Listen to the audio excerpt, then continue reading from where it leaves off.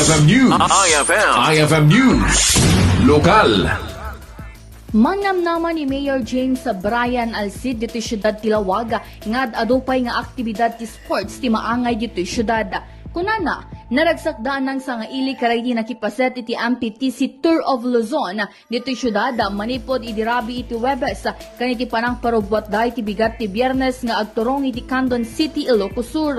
Inay na Alcid na pintas dayto yagundaway tapno mayam amo dahi di agduduma pagpasyaran dito syudad ken ngumato iti bilang dagiti turista.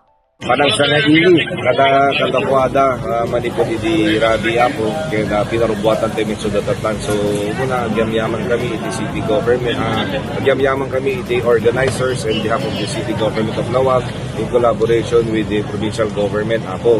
So, sabi ko danto ng kasuyan next year, so di ba katakwada, tapos ngumato iti influx na iti turista ako. Any message, sir? Adupay apo iti venture iti city government of Laoag iti tourism. We have two directions for 2026 to 2027. First is the agritourism and second will be the sports tourism apo. So great things are coming for city is balance of the year and for next year apo. Mayor. Kabayatan na inbatad ni Alcid, karay ito yatawan na 2026 kan 2027 kat kalikagom da, may kalikaguman da ti sports tourism. Mangbuangay da iti local events sa tapno ma-develop da iti atleta, saan lang iti cycling, no di kat karaman pa iti swimming kan running. Para iti IFM News, Idol Bernadette Toledo, Tatak, IFM.